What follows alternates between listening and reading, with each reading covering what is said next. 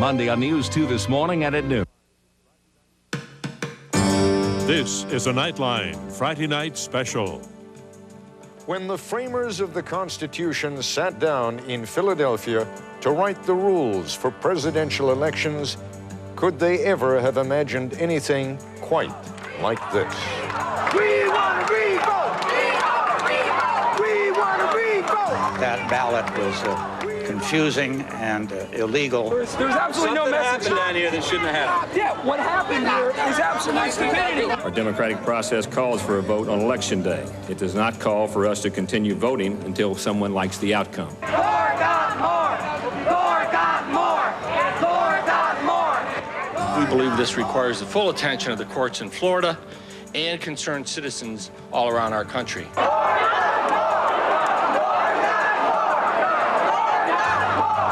It is important, ladies and gentlemen, that there be some finality. There is no reasonable end to this process if it slips away. Tonight, the nation waits. A new test for an old Constitution.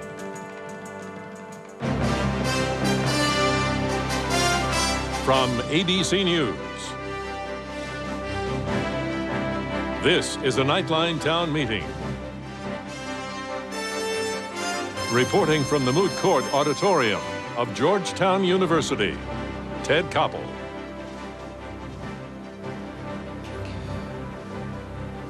We're gathered this evening in what is known as a moot courtroom at the Georgetown University Law Center. This is where law students come to argue hypothetical cases, which struck us as a particularly appropriate setting for a town meeting in which we can only hope, at best, to illuminate the political, legal, and constitutional problems that now confront our nation. The plan is that members of our audience here will serve as surrogates for those of you watching this broadcast tonight, that they will pose some of the questions you have been asking and debating. I'm joined by 6 experts and scholars whom I'll introduce to you a little bit later, and they will do their best to answer the easier questions and at least clarify why some of the more complicated questions defy easy answers. The central issue of who is to be our next president may yet resolve itself.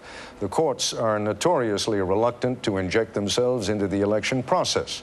There is a basic assumption that no election is ever perfect, and that no matter how flawed a national election may have been, trying to fix it in a succession of courtrooms would take too long, become too convoluted, and ultimately only undermine the process itself. The hope remains that one candidate or the other will eventually come to recognize that hard reality and concede. But we are not there yet. And so we begin tonight with a late snapshot of where the battle now stands. Here's my Nightline colleague, Chris Buick. Did you punch once or twice? Don't sign it until you're in front of the notary. Next person, please. I tried to punch the right one twice. Same problem. Today, the front line in this legal and political battle for the highest office in the land was a rented storefront in a strip mall in Delray Beach, Florida. Sir, do you believe you voted for the wrong person? Yeah, I was totally confused. Here at local Democratic Party headquarters, disgruntled voters swore out affidavits that their votes were wrongly counted or tossed out because of confusion over the ballot in Palm Beach County. I voted for the wrong candidate. I would not have voted for Patton County. At first, party officials here described this as a local grassroots effort. But the appearance in Delray Beach of top staffers from the Gore campaign and the Democratic National Committee in Washington suggested otherwise. Just take a look at what happened. Let's gather the facts. Let's see what happened, and then we can make a decision about what we want to do with these facts. While the Gore campaign continues to threaten legal action, hand counts will soon be underway in 3 Florida counties, including Palm Beach. Democrats had complained that scanning machines did not register partially punched ballots. Our job is to ensure a correct count. So if there's a question on a hand count about a chad, that's the little paper, if it's hanging, we may be called over to determine whether that is to be counted. And if it was hanging by a thread and it's pushed in, then it could be counted as an undercount. And if you hand count it, you're able to say, oh, well, that's a clear hole. Thousands more Florida ballots from residents living overseas will not all be tallied until late next week. Tonight, the unofficial Associated Press recount of all 67 Florida counties now gives Governor Bush a winning margin of fewer than 400 votes. We have had a vote.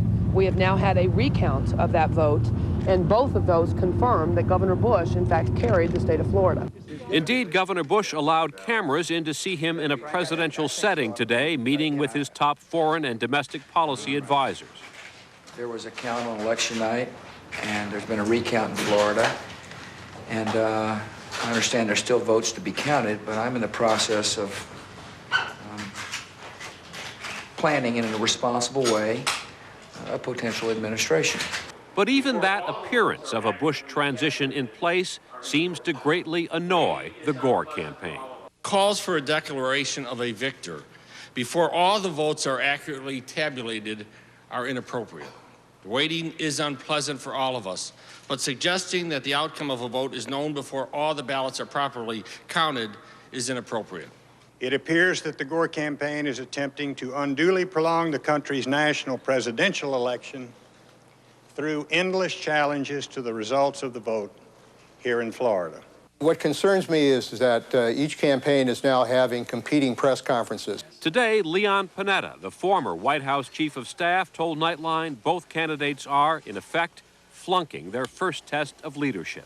I think the Bush campaign, by declaring victory, by going through the transition, by asking Gore to basically back off, without any kind of final vote here, I think are doing the wrong thing. And I think that the Gore campaign, by raising the whole issue of continued litigation into the future and prolonged litigation, is also doing the wrong thing. I think both sides have to frankly stand back, cool it. But even this afternoon, 3 days after the election, the results were still changing.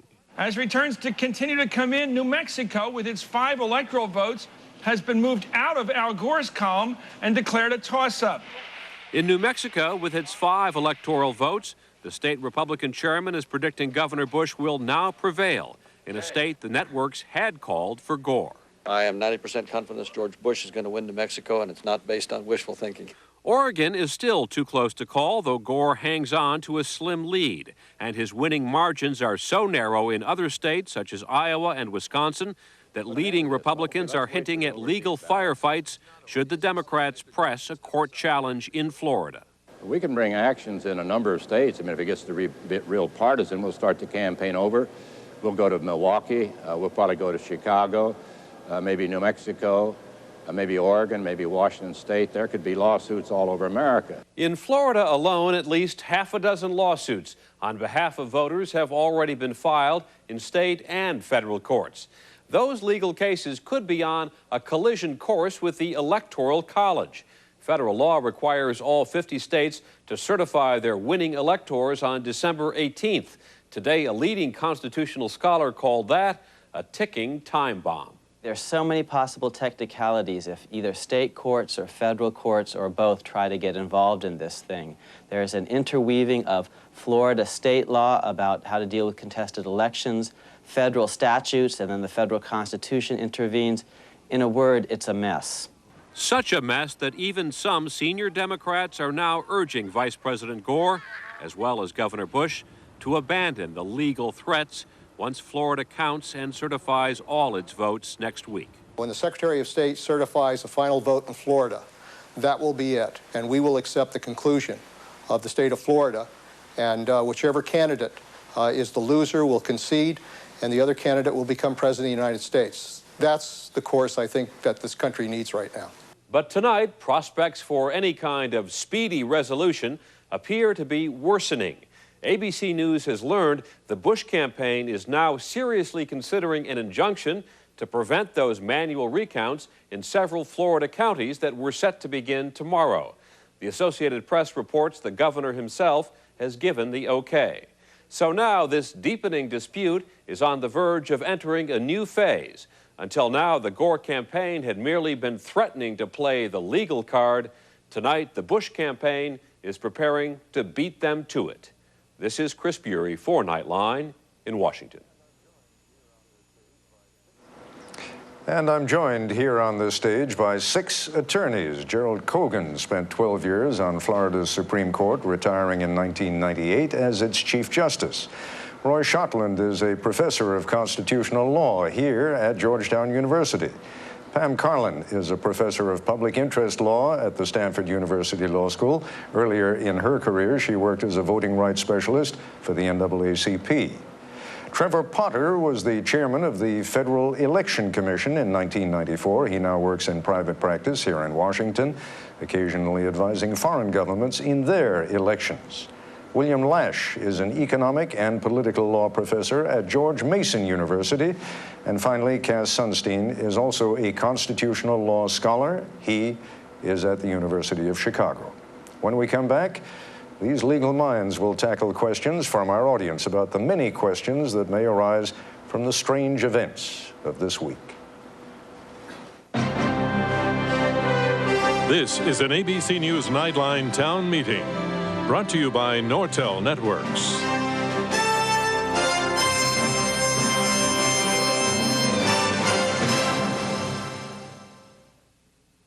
What do I want the internet to be? I want it to be like Frank here. He really knows customers. Package Frank, put him together with the internet. Now you've got something. You know, I just want doing e-business with us to be more human. Today, Nortel Networks is combining the power of the new high-performance internet with the tools your business needs to deliver stronger, more Frank-like e-business solutions. Come together right now over me. Flight's overbooked. Next flight's tomorrow.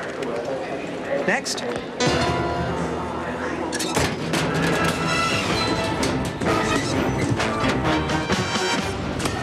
Hey, Mr. CEO. Get some more seats! Want a vent? Reach the right person right away. At Planet Feedback, we help you write a letter, add it to others, and get a response. PlanetFeedback.com. The voice of one, the power of many. I got bumped off my flight. You know, I'd like to bump you. Sunday, election in turmoil, and this week is there. Cokie Roberts covers the Florida recount, Sam Donaldson the chaos on Capitol Hill. This week, Sunday. Hi, Donnie Wheeler here at Performance Ford, where our name says it all. You can select your next vehicle from our lot or from your living room. Performance Ford now offers you the freedom of shopping at home online. Our web address is fordofamerica.com. You can select your vehicle, arrange your financing, and give us the okay, and your vehicle will be ready for delivery when you arrive. All from the comfort and convenience of your home. Performance Ford, we save you time and money. Now that's performance. Want to see better?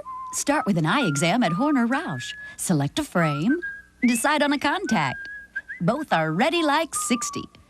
Get 2 for the money, the same money that is, at Horner Roush. If it's time to see 2020, you're on your way. And with a year's guarantee, there's more to see. Get yourself over to Horner Roush today. Do not stop at go. See Horner Roush Optical for eyeglasses in about an hour. This ABC News Nightline Town Meeting continues. Once again, Ted Koppel. Actually, it's just getting underway, and you get to ask the first question. Go ahead, sir. Thank you. If Florida's electoral votes still have no clear winner by December 18th, then can the Electoral College still go ahead without Florida? Who wants to be the first Electoral College expert here?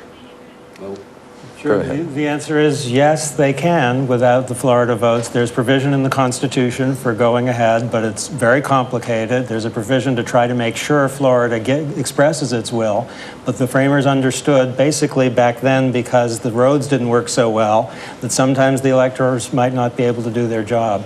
So what you're saying, Professor Sunstein, is it doesn't necessarily have to be 270 votes. It could be one more than half of 270 minus 25. It's a majority of the people who are there. That's right. That's the best reading of the Constitution. So yes, could I just add that yes, in the several of the first presidential elections, a number, not a lot, but a number of electors just didn't get there.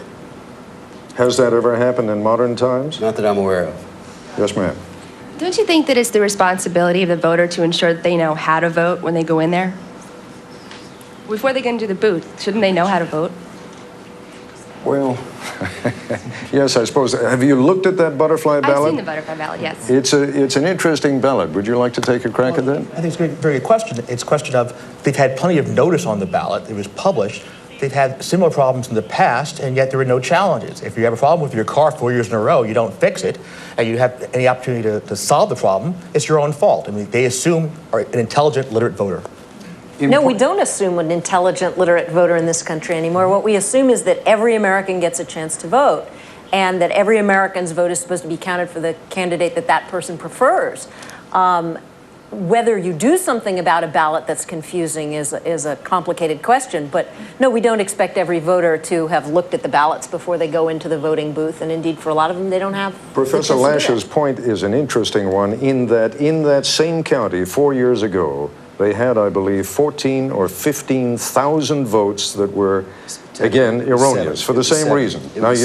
Pardon me? It was 7,000. It's been doubled in the law. All right. Well, even 7,000, even 7,000, you would think is a real problem. Right. That's right. That's your state. What happened? Well, actually, the problem with the Palm Beach County ballot is simple. By Florida law, the party getting the greatest number of votes in the previous general election gets first place on the ballot. And that would be, of course, George Bush. And second place on the ballot would go to Al Gore. But what's happened is the punch holes are lined up in a certain way where the number 1 punch hole is for George Bush. The number 2 punch hole goes to the other page is for Pat Buchanan, and it's the 3rd punch hole for Al Gore. But, Judge, my question is, that was the case 4 years ago. You knew you had a problem. I don't mean you personally, but Florida knew it had a problem. Palm Beach County knew it had a problem. Why didn't they fix it? Well, very simply because that election wasn't close.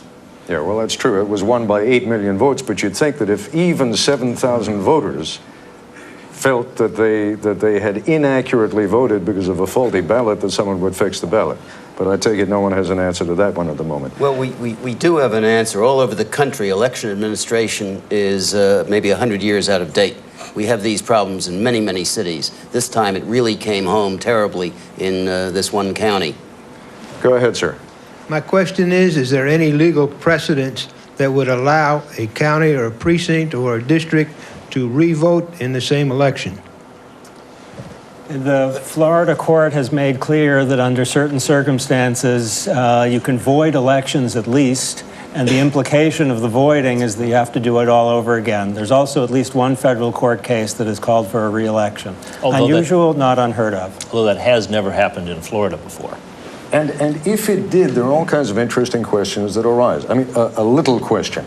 Let's say that I turned 18 yesterday. Do I get to vote in this new election, or is it only the people who voted the first time around who get to vote? Probably the better practice would be only the people who voted the first time would be allowed to vote, because it introduces even more complications if you start getting in people who are behaving because they think they can elect the president this time. Let's go to the lady in the back. If the framers of the Constitution created the Electoral College as a method to protect us from a too powerful state or sector of the populace, are we seeing the reverse of that now with Florida being the deciding factor in this election? And if so, is that an argument the Gore campaign could use if this did go to court and, say, Gore had won the popular vote but not the electoral? Let me ask you to hold that question, and we'll decide who's going to answer it. We need to take a short break, and we'll come back with the answer on the Electoral College in a moment.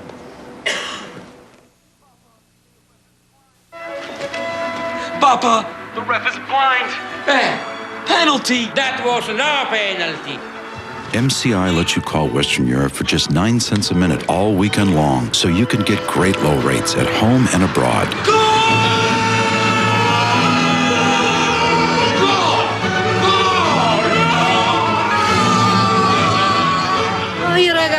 Call 1-800-476-SAVE to sign up now and get 1 hour of free calling to anywhere in the world. Great place. I like your neighborhood. Thanks.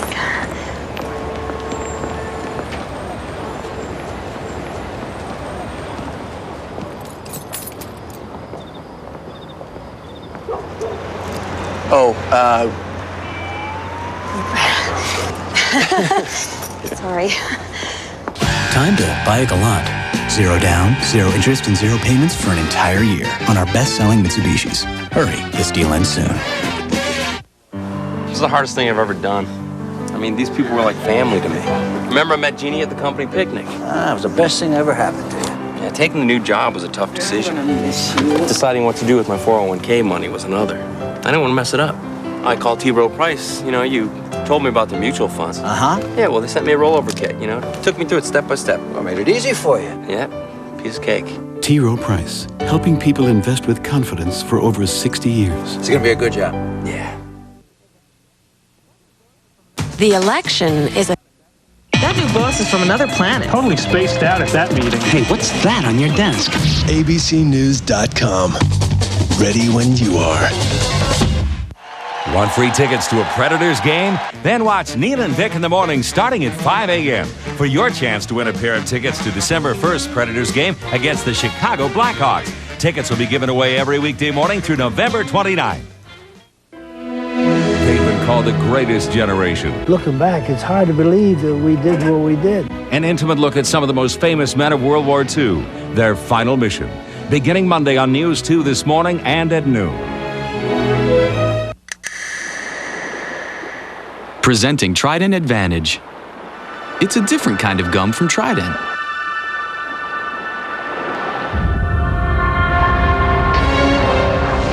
Trident Advantage actually replenishes calcium to help prevent cavities and strengthen teeth.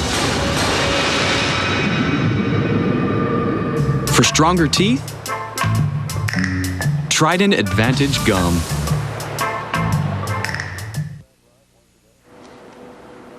And we're back live once again from Georgetown University Law Center. Professor Sunstein, a succinct restatement of the lady's question. Yeah, I think the question is, wouldn't the framers be disconcerted to see that Florida has all the power to resolve the election? If you look at the broad picture, Florida really has no more power than any other state. It just happens that Florida is the really close one and the last one. So I think the framers wouldn't be unhappy about that. What they'd be unhappy about is they were most proud of all their provisions, in a way, of the Electoral College, because they said, and this is Hamilton, it is as close to perfect as anything because it will prevent disorder and tumult. Maybe 225 years ago, but what about now? Why don't we just dump it? Get rid of it. Popular vote. Well, there's a policy answer to that and a constitutional answer. The constitutional answer is it's in the Constitution. We'd have to amend the Constitution to get rid of it, and there's no way that the smaller states would go along with that, so it's effectively an unamendable part of the Constitution. Does it still have value? Yes, I think it would be very troubling to a lot of the country if the election were potentially determinable only by the huge population centers. The presidential candidates would just skip so many parts of the country. And that would not only affect who shows up at a rally, it probably would affect the policy that would then be followed by the federal government. Judge Kogan, you were twitching.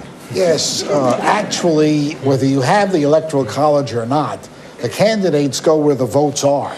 So they're going to do their campaigning in California, Texas, New York, Florida, Michigan, rather than bother going out to Idaho or Montana or Wyoming, because they will get more popular votes from the bigger states than from the smaller states. Let me go to an email now. We have received, and we only announced this this town meeting a little more than 24 hours ago, and we've received 1,300 emails over the last few hours. This one email from Chicago, which I'd love to see on the screen here before me, or you're gonna have to wait until I get my glasses on. Hold on one second here, and I'll put my glasses. No, that's very kind of you. I think I can do it. Here we go. Brett Jensen from Chicago would like to know, how democratic is it to have a judge determining the outcome of this or any election? Wouldn't a single will thwarting the will of those who voted be completely undemocratic? Judge, I've got to come back to you. Well, somebody has to make the decision if and when it's contested, and that's the purpose of the judiciary. Now, what happens if we have a tie in the Electoral College? We go from the executive branch to the legislative, and the House of Representatives decides who's going to be president. And somebody may say, why should the House decide it? Well, for the same reason, the courts are there. It's their job to make these decisions. Professor Sunstein. Yeah, if the judge decides this, it wouldn't be because the judge thinks one or another candidate should win. It would be because the judge thinks the will of the people of Florida has been thwarted. That's Florida law. So if the judge is going to intervene, and this is not a prediction that the judge would, it would have to be in the interest of promoting democracy, not in the interest of promoting the judge's own power. While we're about it, give me your prediction. You think any judge is going to touch this hot potato? Less than 50% chance. Okay. Let's go to another question. Go ahead, sir. I'd like to get back to this notion of a second vote, either in Palm Beach County or in Florida itself. It seems to me that if that is allowed to happen, the people that go into the voting booth will have a prior piece of knowledge that no one else in the nation had, namely the results in the rest of the nation. Given that, won't we have to, or will that factor into a court's decision on whether or not to allow a second vote? Trevor Potter, you were once the chairman of the Federal Election Commission. What's your answer? I think you can make the argument here that courts are going to really be reluctant to move towards a new election, not only on presidential grounds, not only on the grounds that the questioner has pointed out, but also because just doing it mechanically would be so difficult. You'd have to look at the absentee ballots again. It's very hard to imagine an orderly new election with these stakes. It's very different in the couple precedents we've had where you had smaller local elections. But to try to do it in the time frame we're talking about with the stakes this high, it's very hard to see how you'd be able to pull that off. Remind us, what is the time frame? I mean, we have certain deadlines that are going to be met over the next couple of months. We have a series of deadlines. The most important one is the Electoral College meeting on December 18th. And by which time? By which time the state of Florida would have had to have certified its votes, actually 6 days before that, in order to be counted and be part of the Electoral College. All right, we've got time for another quick question in this segment, and I'll get to you in a moment. With all the lawsuits in Florida, or at least being talked about in Florida, is it even possible for either side to obtain an injunction to stop the Electoral College from voting in December? And if so, who takes over as president in January? Professor Carlin? Well, the really important date here isn't, in fact, December 18th. It's January 6th when the votes get counted in Washington, because you could imagine a state not getting its act together by December 18th, but getting its electors selected at some point in there and sending its votes in by the 6th, and I think those votes would be counted. I think they're going to be dueling lawsuits, and the question of how fast courts will resolve them, they'll have every incentive to get those lawsuits resolved as quickly as they can, because I think no one wants Florida not to have any votes in who becomes president, and if they don't have votes in by January 6th, they won't be counted. I have a follow-up question for you. We're going to take a short break, but when we come back, just tell us what happens if we get to January 21st and all of this is not resolved. Who's the president? More when we come back. This ABC News Nightline Town Meeting will continue in a moment.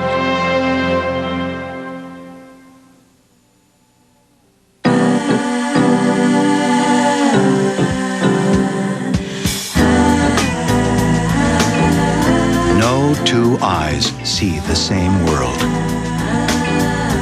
No two businesses are identical. And now, one company creates internet solutions unique to you. Fujitsu. The possibilities are infinite. Where do you find inspiration?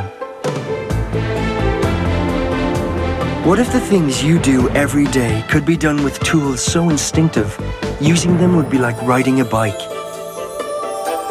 If technology became your silent partner, imagine what you could imagine. We believe it's time to move beyond information technology to inspiration technology. Welcome to the new IT from Compaq. ABC Saturday. You have volunteered for the most intensive military training known to man. The best man for the Navy SEALs is a woman. You can't sleep here right next to me. Treat me the same, no better, no worse. There's a lot of people who don't want to see you finish. I never expected you to do so well. The network premiere. I'm not playing games. G.I. Jane. ABC Saturday at 8, 7 Central. I remember my dad caught me. We're out in the garage, trying to be quiet, but eventually you start yelling because of the static. He comes out. If you're going to use cellular, that's fine, but I'm not paying for it. you can get a summer job. So I got free and clear after that, man. It's great. It's clear. Got a good deal, too. So, you ever get caught? Of course. The new Sprint PCS Free and Clear plan, $29.99 for 500 minutes, all with nationwide long distance. Tennessee has never seen anything this big. Rivergate Toyota, the auto giant. Hey, like my Uncle Saul used to tell me, Daniel, don't ever pay retail. Hi, folks. Dan Walters here at the Auto Giant, Rivergate Toyota in Nashville, where you never, ever, ever pay retail. Hey, look at this. Right now, you can buy a brand new Corolla like this one, folks. We take $2,150 off. Or buy a sporty, fun to drive 2001 Camry. We take $4,000 off. You never pay retail. Rivergate Toyota, we're just down the street from Rivergate Mall. Hey, you come and see us. All they wanted to do was make music. Instead, they changed the world. The Beatles planted the seeds of rebellion. They captured our hearts. They're timeless. Entered our souls. The greatest group in the world. And opened our minds. Every time you bought a Beatles album, you would learn something. Exclusive interviews with today's biggest names. They created respect for the pop culture. Experience the legend. They were the first that will never be repeated. The Beatles Revolution. Friday, November 17th on ABC.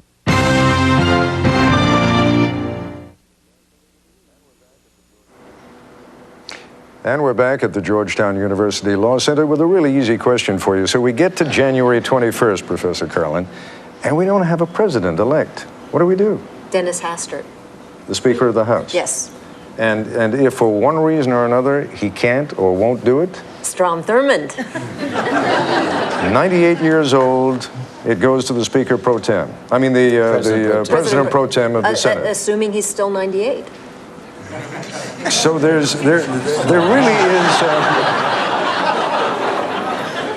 really is some incentive to get this thing done, isn't it? I'd say yes.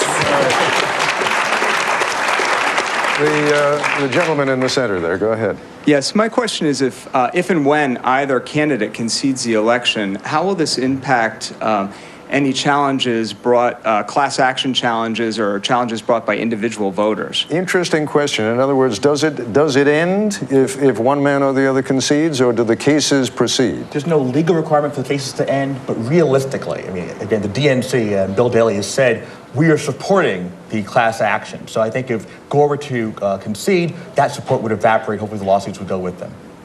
Yes, ma'am. My name is Shabitha Bhatt, and I'm a 17-year-old senior from Montgomery-Bear High School. I was just wondering if there should be a federally formatted ballot in future elections to prevent this confusion. Interesting question, because after all, Lord knows, there are problems like this all over the country. What do you think? I think the young woman has it. I think what we've got to do is obvious. We've got to get this settled. But this is a tremendous window of opportunity to avoid recurrence of these kinds of problems. And we've got them all over the country. Look what just happened in St. Louis. Look what happens every time in New York City. Look what happened this time in Detroit. We've got disaster in election administration in too much of the country. And whether it's a federal ballot or federal minimal standards, whatever, we've got to have some federal action. There's this myth that the Constitution gives the administration of elections to the states. But the very next part of the so-called time, place, and manner provision of the Constitution says, except to the extent that Congress shall otherwise, and so forth. So Congress could step in, and I hope what we will do very soon is something like what you've just suggested. We have, though, I mean, it's not just the ballots. We have ancient voting booths throughout this country. In New York City, they have 70 mechanics on call from 5 in the morning till midnight to take care of these antiques. So you're suggesting this is sort of a golden opportunity to say, folks, we're at the brink. We look down into the abyss. Let's fix it all, however much it costs. The young woman is making gold out of a mess. All right. Yes, ma'am. Go ahead. Hi, I'm Suzanne Smalley, and I'm a student at Northwestern's Medill School of Journalism. I'm wondering how we can reconcile the constitutional rights to a free press with the obvious problems caused by the media's false or wrong predictions. And in the future, might we ban the media from making predictions, especially given the time zone difference in the Florida Panhandle? I'll tell you what. Let me try and give you a quick answer from the media's point of view, and then we'll get the real answer from one of our experts here. You couldn't ban it if you wanted to. I mean, especially in the era, could you ban it at the networks? Could you keep the networks from doing it? Yes. Can you keep people on the internet from getting that information and putting it out? No, you can't. And that's a very dangerous and slippery slope to start going down. I see you nodding sympathetically, so I can use all the help I can get here. Yeah, I think that'd be an absolutely nightmarish idea. Look, in an election like this, people are disappointed on both sides. Now, your time of disappointment may vary from who your candidate was. But realistically, with technology and the people's interest, an informed electorate is hopefully a better electorate. I think no one wants the media banned from elections. Professor Sunstein. Yeah, I think the questioner is really onto something, which is not that the government should step in and ban the media from acting, but that the media should really police itself on the topic of premature projections. And this was a problem, and I think the media recognizes it. And whatever competition there is from the internet, you know, people often resist competition. So I hope we'll see that, and I expect we'll see that, and there oughtn't to be a law. Question in the back. My question is, in your belief, would the losing presidential candidate, based on the outcomes in Florida, and for the sake of our system, which we're presently in, would he gracefully step down, or would he cause a constitutional crisis by taking this to the courts? Well, I mean, the question is if whoever first of all, neither one of these gentlemen is prepared to concede at the moment that he is the loser. That's the problem. But let's say that it goes to the courts. How much of a constitutional crisis is that going to create? Or am I even using the wrong phrase? Is it a constitutional crisis? Have we reached that point yet? I don't think we've reached that point yet, and I don't think we're really going to get there. I think it may resolve itself eventually when one candidate or the other says, look, I'm going to go along with what the Electoral College has to say, and whatever it says, that's it, and I'm not going to carry it any further. I can't imagine either of the candidates in this particular election wanting to cause a constitutional crisis in this country. Judge, forgive me, I think you're begging the question. We don't yet know what the Electoral College is going to say, because we haven't yet determined where all those electoral votes go. But I'd like to hear all of your thoughts on that when we come back, which we'll do in a moment. Night. Provides no ambient illumination. It's scary. Yet objects give off energy in the form of heat. It would be amazing if you could see what's out there. DeVille DTS thermal detection system with a head-up display projects images of the road ahead. Beyond the range of your headlamps. The DeVille DTS, the world's first car available with night vision. The power of and, the fusion of design and technology. Cadillac. Today at IBM.com, we're talking about the ThinkPad A20. Huge 15-inch screen, Intel Pentium 3 processor, a video in-out port that makes multimedia easy. These things are selling so fast, I just had Leon order another 1,000. Okay, wait, 1,000? Chris, didn't you say 1 million? Because that's what I ordered. Buy 2, 3. Buy a whole bunch.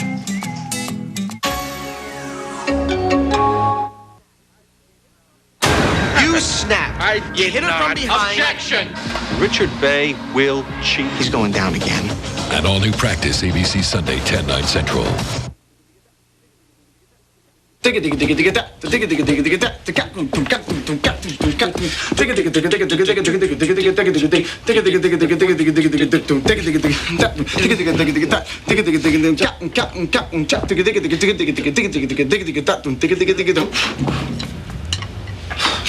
Yeah. Come on.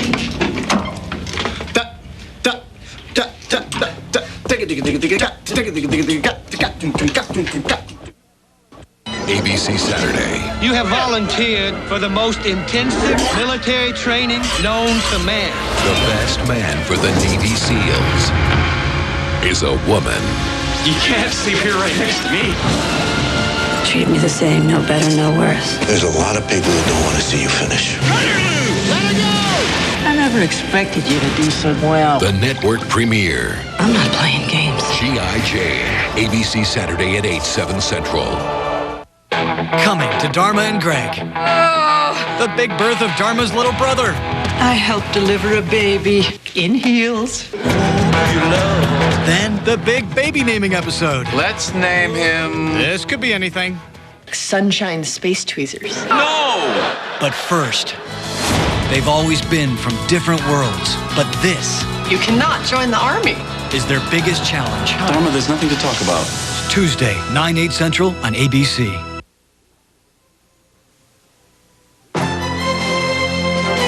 This is an ABC News Nightline Town Meeting. Reporting from the Moot Court Auditorium of Georgetown University, Ted Koppel. And we have a question hanging about whether there is a constitutional crisis related to the Electoral College. And I should make the point that it's not just Florida's votes hanging in the balance right now. There is reason to believe that over the course of the next few days, we may have 4 or 5 states where it is unclear who has the electoral votes. Now, does that constitute a constitutional crisis? Not really. I mean, the nightmare scenario is if everyone's suing everybody else, and this goes on for weeks. I think the more likely scenario is that both presidential teams will, as they should, tone down their rhetoric a lot and say they're following the legally prescribed forms and not wait a long time. And after 2 or 3 weeks, maybe... But again, I don't quite understand how we are going to reach a resolution to which votes can be counted, which votes must not be counted. You know, those are the issues that are going to be taken to court. There's a particular state law question in Florida, which is whether the will of the people has been thwarted under the Florida precedents. Now, that's not up to the judge to decide in any really abstract way. It depends on the facts. It shouldn't be, I mean, it sounds complicated. It shouldn't be incredibly complicated.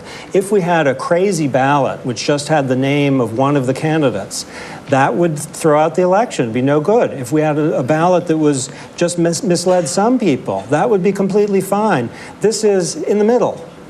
Mr. Potter, a quick comment from you, and then we'll go to a couple of emails. I think there's a danger that all of us as lawyers who are used to spending a lot of time arguing these issues in court, having them take a long while, will forget that the country isn't expecting that, and that what for us will seem to be normal legal process that may take a month or so to the country may look like a crisis. Okay, let's go to a couple of the emails here, and you're either going to put them up or I'm going to have to put my glasses back on again. Here we go. The nation waits. Margaret Marshall from Concord, California. Is there a constitutional basis for a presidential revote nationally or even state by state? Is there? Not in the federal Constitution. There's no provision for revotes. There's a statute that provides for voting on the Tuesday that the election was conducted, and that's it. So if we don't get it right the first time, there's no chance to do it again? Not as a matter of federal constitutional law, no. What else is there? State law. Yeah, but I mean, state law can't decide what we do nationally.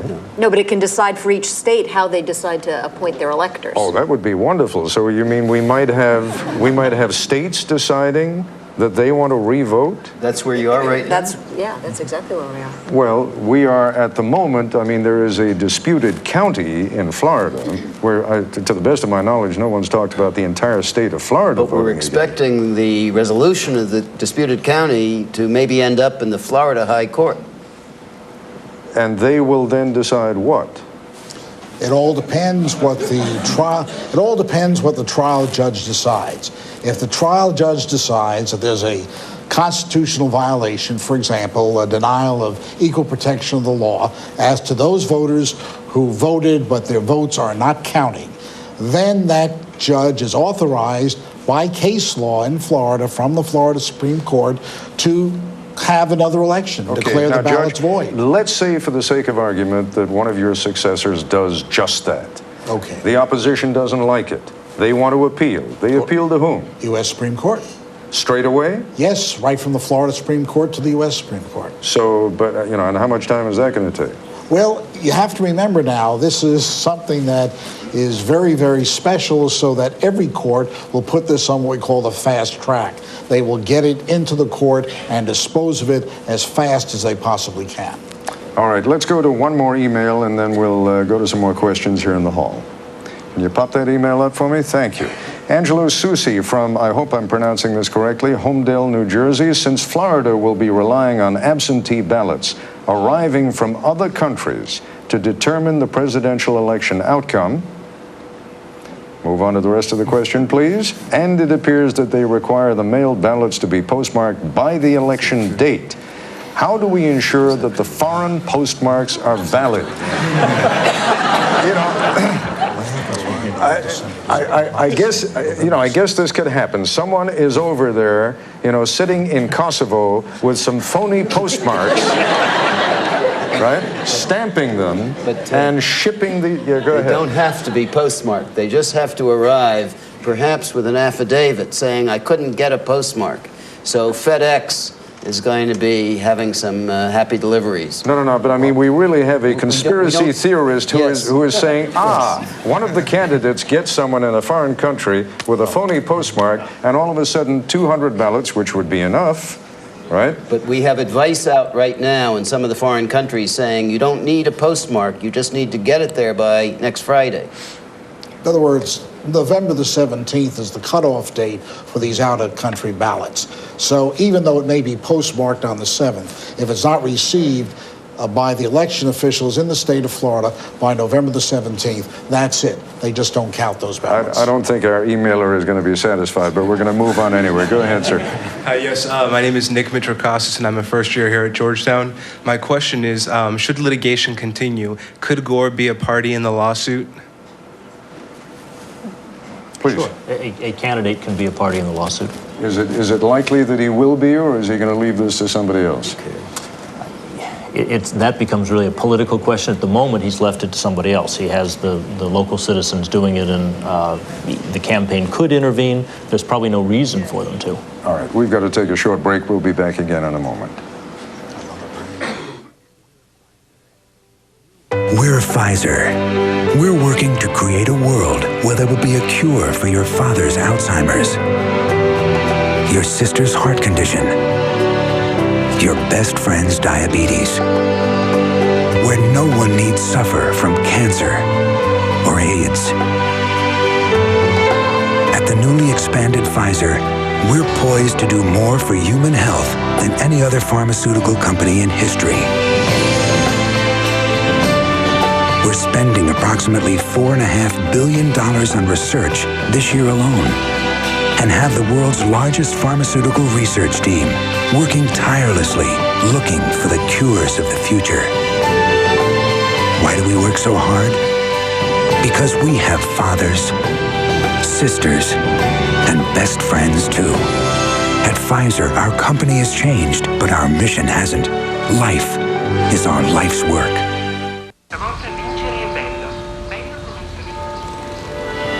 Summer wind came blowing in from across the sea. It lingered there to touch your hair and walk. The all-new Lexus LS 430. Imagine how you'll feel driving it. We sang a song. One team in the country. Oklahoma, Texas A&M, or Purdue, Michigan State, Saturday on ABC. They were so young and did so much. But that was more than half a century ago. Now the members of the great generation that won World War II are leaving us. About 1,000 of them every day. And yet there is no national memorial to honor their sacrifice. It is time to say thank you. Call now and help build the National World War II Memorial on the Mall in Washington, D.C. Liz was 4 when she learned how to wash herself. But some mornings she's so weak, her daughter Jenny has to do it for her. Liz has multiple sclerosis, an unpredictable neurological disease that strikes young adults, many with children. The National MS Society helps families learn to live with MS. They count on us. Can we count on you? This ABC News Nightline town meeting continues. Once again, Ted Koppel. Just a quick message to our affiliates down the line. We're going to be going a little bit longer tonight, but Politically Incorrect will, of course, be seen immediately after Nightline, after this town meeting. Yes, ma'am, go ahead. Thank you. If a revote is allowed on the disputed votes, do you think this will set a precedent for future elections? Whoa. If a revote is allowed this time, is this, as you lawyers would say, sui generis, one of a kind, or does each one have to be judged on a... Yeah, the revote, if it's required, would be on the specific ground that the 19,000 votes that weren't counted should have been, or the 3,000 votes for Buchanan were based on an error and the ballot was all screwed up. And that would be, I think, a very narrow ruling that wouldn't apply a whole lot. So as a technical matter, we shouldn't see a lot of revoting, but there's a deeper point to your question, which is a revote here would raise the specter of frequent lawsuits or threatened lawsuits by disappointed candidates, and that is the legitimate concern about the revote. It's never happened before, has it, in a presidential election? Not in a presidential election. Go ahead, sir. Hi, I'm Deshaun Craig from George Washington Law. In light of the United States being a model for political efficiency for the world, what future ramifications do you foresee the United States will encounter in the effectiveness of its foreign policy with other countries if the courts elect our next president? Well, you've given them a question that every one of these folks can duck, saying that that's not their expertise. But does anyone want to pick up? Speaker Gephardt saw you coming. He said today that we need patience and we need to show the world how a mature democracy handles a problem like this. And I think that's a very large point. And I think you're saying, do we want to show the world that 9 justices or 7 justices solve the problem, and our course of lack of precedent says, no, we don't have courts solving these kinds of problems? But I think we actually also want to show the world that we take it seriously, that every American should be able to vote and have his vote counted for the person he voted for. And that one of the things that may come out of this in the long run is that we take more seriously the idea of making sure that polling places are set up so that voters can vote easily, that the ballots are easy for them to see, and that will send a message to the rest of the world that's just as important as the fact that we're going to have an orderly transition here. On January 21st, we're going to have another president, and I think everyone by that point will be satisfied with the outcome. So I think it's a great message for the rest of the world. Yeah, I was just going to add, if I may, I'm not sure that the message has always been that we have the most efficient. There are some dictatorships out there that have much more efficient voting methodology. It's been the stability of it that has been a model to the rest of the world, and so far we haven't screwed that up, and let's hope we don't this time either. We have a question right over here. Go ahead, sir. Good evening. I'm Scott Singer, a Florida voter. Considering in 1996, Palm Beach... You're very popular these days. Yes. I'm glad to know my vote has importance, so. Considering in 1996, Palm Beach County used a similar ballot format, how can any potential litigants claim that this year's result was abnormal, or even prove that their votes were miscounted, considering the ballot is secret and anonymous? Well, first of all, is the ballot anonymous? A ballot is anonymous in the sense that you can't look at it, but you could find out who had actually cast that vote, can't you? Sure. Not in Florida. Not in Florida, no. Not in Florida? Not in Florida. Not the particular vote, but we know who had which ballots. That's your point. If somebody still has their stub, their voting stub, could they not prove that they cast a particular ballot? Not in Florida, but because of the area, we know that they used the butterfly ballot. Right. So what the question is, you can't prove particularly that you were confused or that you cast that ballot, but what's important is you can prove you used the butterfly ballot. Okay. Yes, ma'am. My name is Eileen Gunther, and my question concerns the Electoral College. They have no football team, they don't hold senior proms, and I've never seen a yearbook. What would it take to dismantle this archaic institution? Well, in a sense, we already had that. We began to answer that question before, but Professor Sutherland, perhaps you want to go ahead. It's going to take a constitutional... It would take a constitutional amendment, at least to get rid of make the kind of change you're talking about. And a constitutional amendment means you need 2/3 of the Congress, 2/3 of the states. Do you think that there's more than 1/3 of the Congress and more than 1/3 of the states that will say, no way are you going to reduce our role in the presidential elections? Which is to say, it's not going to change. Go ahead, sir. Jeffrey Rosen, I'm trying to imagine, if both sides press this to the hilt, aren't we really headed for a reprise of 1876 and the constitutional crisis? There, again, disputed electors in the state of Florida elected two slates, one for the Republican candidate and the other, after allegations of fraud, for the Democrat.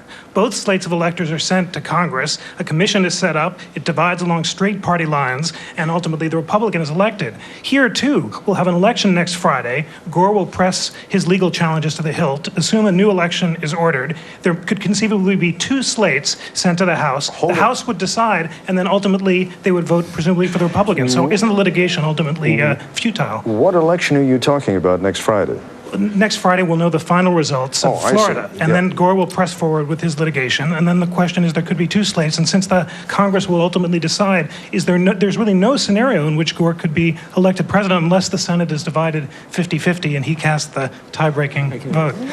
Professor Sutherland, go ahead. This is a very tricky question, and let me specify the question and then answer it. The question is, suppose we get on November 17th, which is soon, a slate of Bush-dominated electors. Then suppose there's another election, and that has Gore-dominated electors. The question is, which wins? And that's a constitutional crisis if you can't answer it. The technical answer, which is not to say the complicated answer, is that under the post-1876 laws that Congress enacted, the question which slate of electors matters is set by the law of Florida.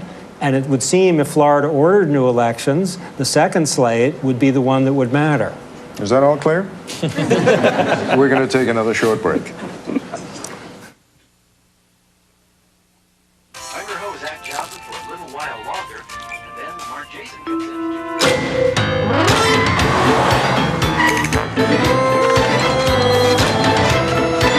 Excuse me, miss. I just love your sticky buns. Got feedback? Stick it in the right place. At Planet Feedback, we help you write a letter, add it to others, and be heard. PlanetFeedback.com. The voice of one, the power of many. I'm on an all-night flight when suddenly, terrible heartburn. The guy in the next seat says, "Here, try this. Zantac 75. Thanks, I say. You know, maybe I ought to see a doctor about this heartburn. He says, you just did. The medicine in Zantac 75 is the #1 doctor-prescribed acid reducer. It relieves even your toughest heartburn, controlling acid for up to 12 hours. Thanks, doctor, wherever you are. Zantac 75 for tough heartburn. Doctors know.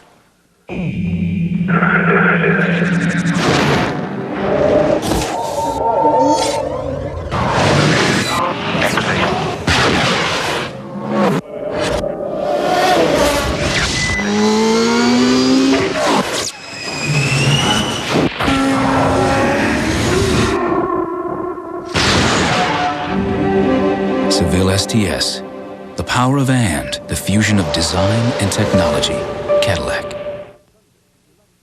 Sunday, election in turmoil, and this week is there. Cokie Roberts covers the Florida recount, Sam Donaldson the chaos on Capitol Hill. This week, Sunday.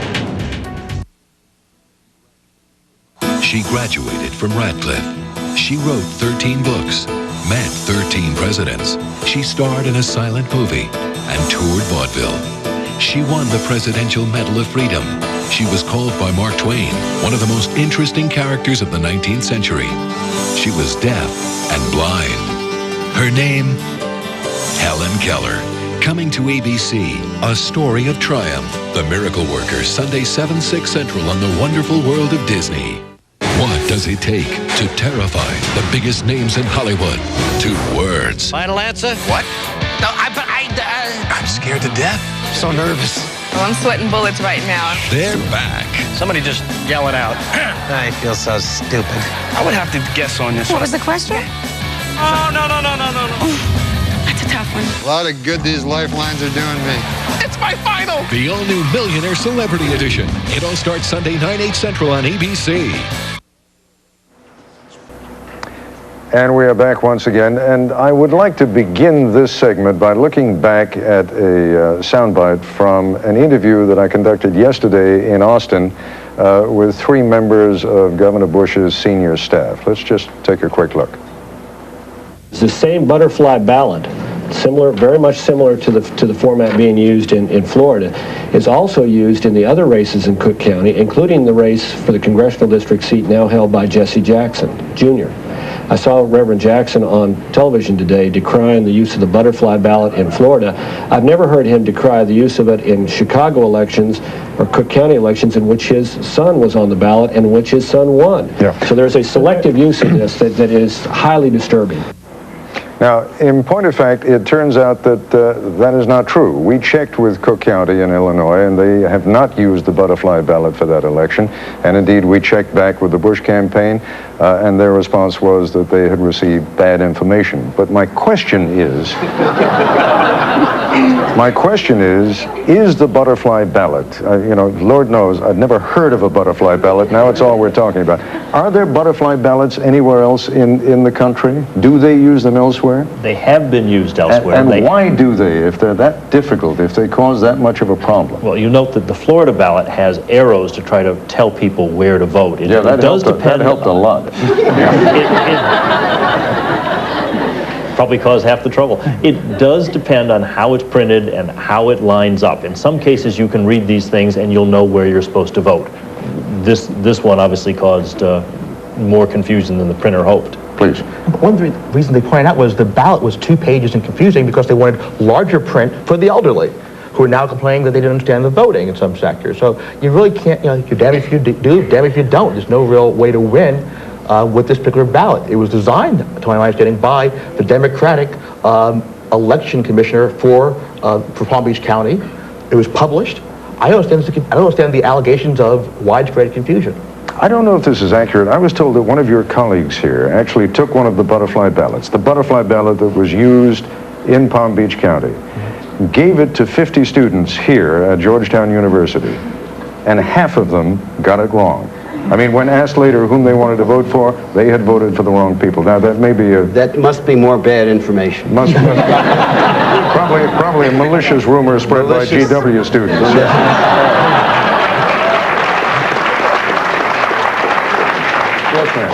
In light of the news this evening, if the Bush campaign files an injunction to stop the hand count and the Gore campaign counters, what happens next? And is the injunction a violation of the Florida law requiring a recount? Judge Kogan? Well, actually, there has been a recount, but it's been a machine recount, and now they want, as I understand it, a hand recount. I don't know of any provision in Florida which would allow them, after having the machine recount, to go ahead and have a hand recount. As a matter of fact, I can't recall any instance where there have been hand recounts. Now, there might be somewhere up in the Panhandle or the smaller counties, but you've got to understand, how do you hand count hundreds of thousands of ballots, you know, in just one county alone? And also, when you're doing it, there are little tabs that'll be hanging off. Now, is that hanging off because going through the machine it was scratched off, or did somebody punch it, or did somebody, while counting it, brush it off? That's one of the worst ways in the world. Yeah, there's a new phrase I learned just yesterday. It's called hanging shad. Is that what it is? Or a hanging shad? Those little things actually have a name, right? Yes. And one of the reasons, I understand, for wanting a hand count is so that people can check, because if it wasn't punched all the way through, then the light from the computer cannot measure that. And that could only be measured by hand. Let me just say it. But you don't think that's going to happen, is what I'm hearing you say. Oh, I don't think that we're going to see that happen at all.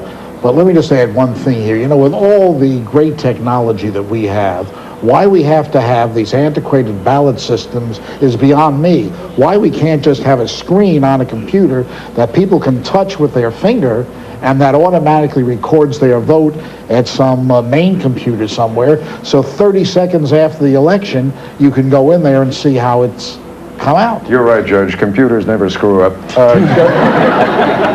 Go ahead, sir.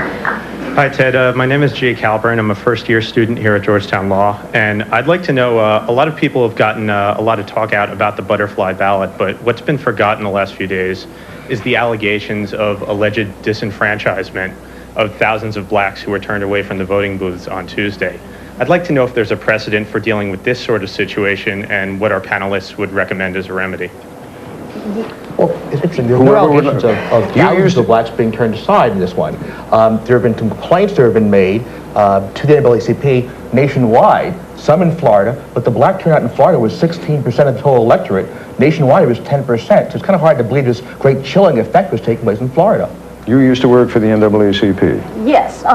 No one knows yet the truth of the allegations, but the one federal court case that did order a re-election was a case that involved racial discrimination in polling. And so if there have been people disenfranchised, that's a really important message to get out, that people weren't allowed to cast ballots at all. That wasn't confusion if it happened. And it's really important under the Voting Rights Act, the Federal Voting Rights Act, that everybody gets an equal opportunity to vote and to elect the candidates that they prefer. Let me ask a broader question, if I may, and to any one of you who wants to answer it. It seems to me that if you examine any election closely enough, you're going to find some flaws in it. Right. And if what we're looking for is excuses to bring lawsuits, we can find them all around the country. We can't possibly run a presidential election that way. But we do have a special problem when 19,000, and absolutely off the map, bulk of number of ballots are thrown out. This isn't just some problems. There is a big problem. I'm not saying the answer follows, but we do have an unusual situation here.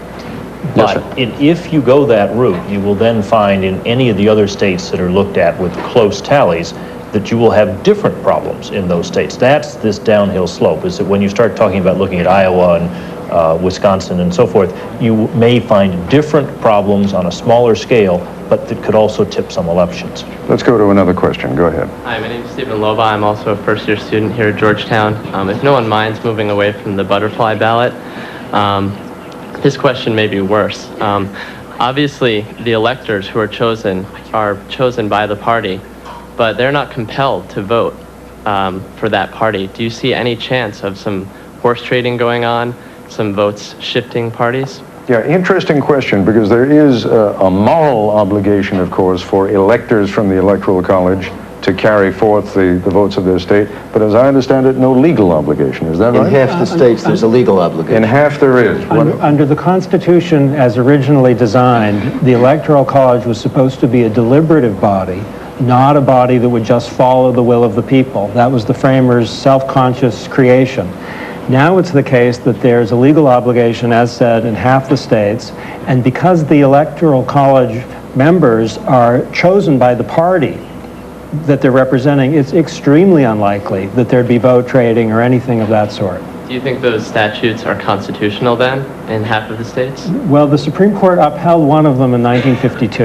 Okay. And what we need is a congressional act to get rid of this problem, because we could do that by statute. All right, but I mean, it exists right now, and we're actually down to our last minute and a half or so, and maybe this is worth discussing for a moment. The thrust of your question was a terrific one, and that is the political reality that there could be some horse trading going on.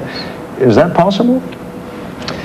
You could have attempts at that. My own sense is that not only would it be potentially illegal, but it would cause enormous public outrage if there was a belief that somebody was trading the votes of the people who sent them there to represent them for office or for anything else. You had some other thoughts you wanted to express on the Electoral College. If you're going to do it, this is the time.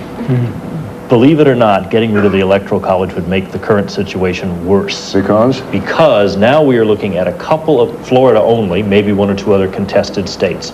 If you go to the popular vote, we all know it's amazingly close.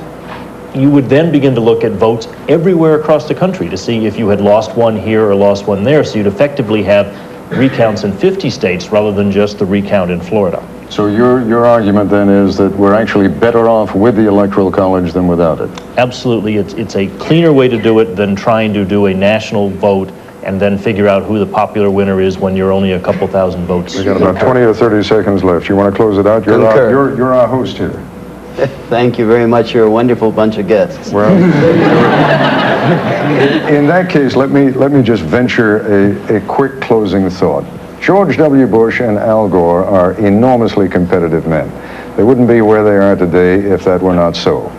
But there may also come a moment, sooner rather than later, when patriotism, a sense of reality, and pressure from the wiser heads within their own party will converge and convince one of them that damaging the system is too great a price to pay for avoiding defeat.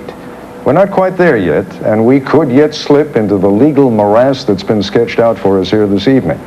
Still, you have to believe that one of these good men will ultimately put the nation's interests ahead of his own. And that man will have won a moral victory of a kind that always pays dividends down the road. That's our report for tonight. I'm Ted Koppel at the Georgetown University Law Center in Washington, D.C. For all of us here at ABC News, good night. From the Moot Court Auditorium of Georgetown University, this has been an ABC News Nightline Town Meeting. This has been a presentation of ABC News. More Americans get their news from ABC News than from any other source.